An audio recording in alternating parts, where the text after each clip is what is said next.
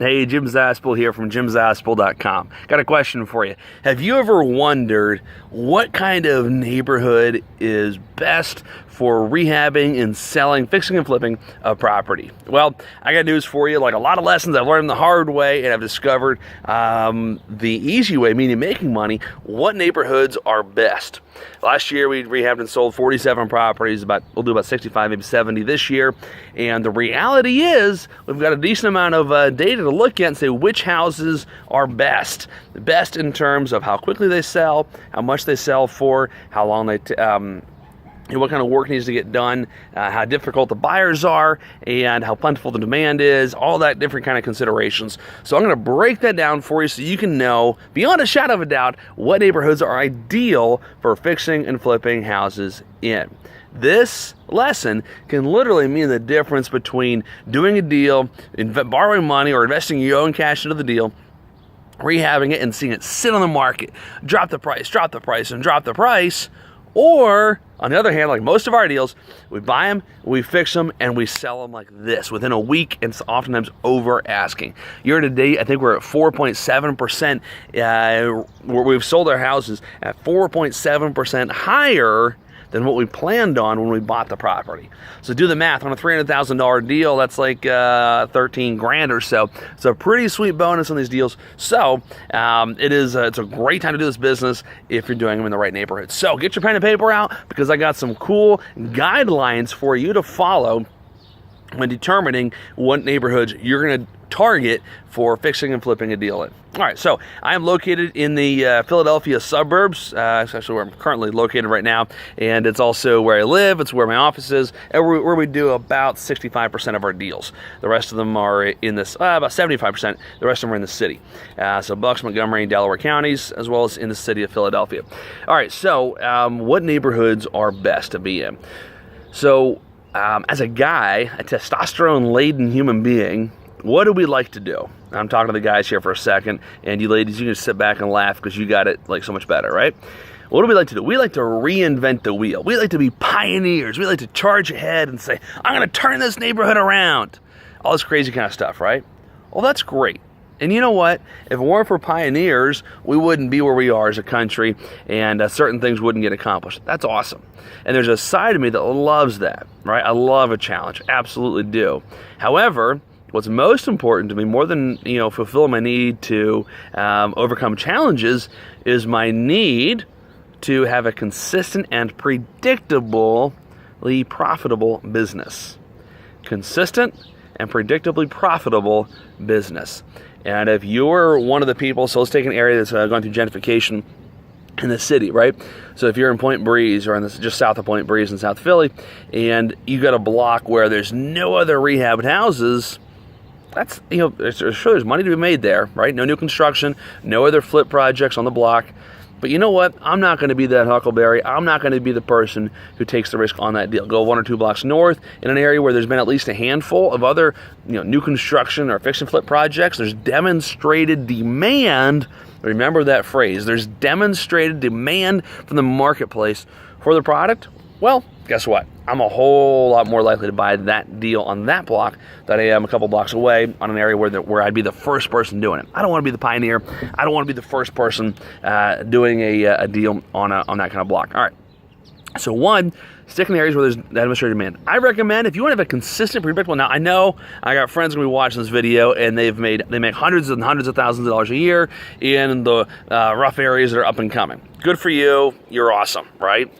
You have my respect. That's great. I'm helping people prevent the mistakes that you and I made back in the day before we knew what indicators to look for. So I'm helping you. If you're watching this video, I'm designing this to help you have a safe and predictable business, not how to squeeze every dollar out of a house on a block that isn't that good. All right. So again, one, demonstrated demand for that product in that neighborhood or in the city where you've got 80 houses per block, because the row houses you want to analyze on a block by block basis. Okay, next is there's got to be, what I recommend is a enough margin in the deal, right?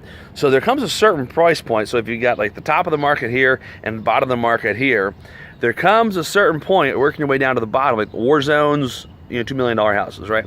There comes a certain point when you get close enough to the war zone level houses, which in terms of price points, that's going to range from like, $1,000 in Cleveland or something like that to, not Cleveland, Detroit to, maybe $30,000 in Philly. When you get down to the war zone level, guess what? There comes a certain point where you deal with a certain kind of clientele in terms of the people you're buying the houses from, in terms of the buyers, and in terms of the neighbors who steal your crap while you're rehabbing the property. I've literally had stuff stolen out of the house as well as being rehabbed, right? If you find that happening, you're probably doing stuff in the wrong neighborhood.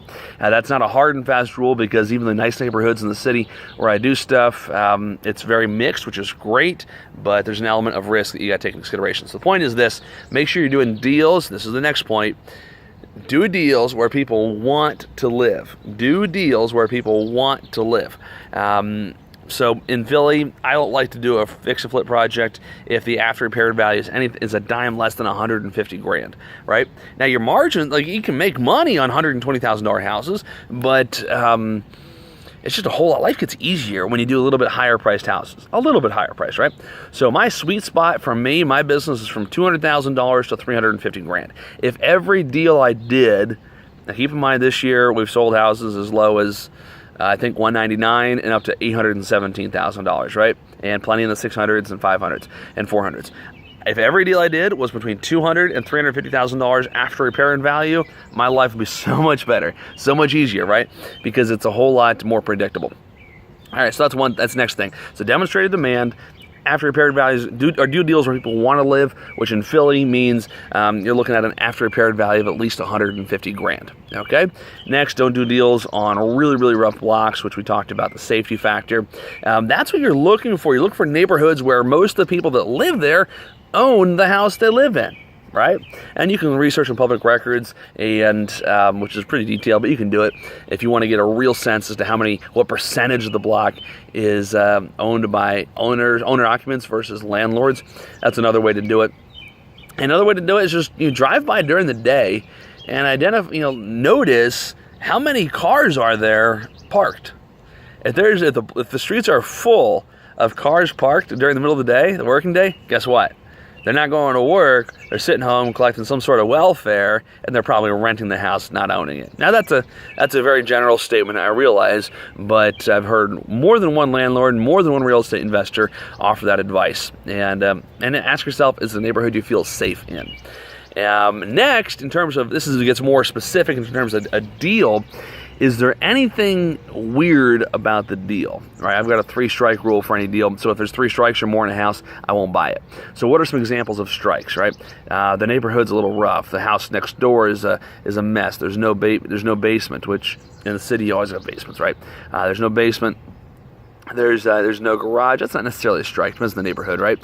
The house is small. The bedrooms are small. There's only 2 bedrooms, right? Some of these might be deal killers in and of themselves, depending on the neighborhood, right? The layout's weird. It needs tons and tons of work, right? Our average construction is $100,000 per house, so I don't mind a lot of work, but it's an inordinate amount of work relative to the upside of the deal, right? And so those are some examples in analyzing the specific deal. But in terms of analyzing the neighborhood, demonstrated demand. Don't be a pioneer, in my opinion. Don't be a pioneer, right? Next, do deals where people want to live in Philly and around the suburbs. That's at least $150,000 value and above. Next, do deals where most of the people in the neighborhood are owner occupants, meaning they own the house they live in. So if you follow those rules, guess what?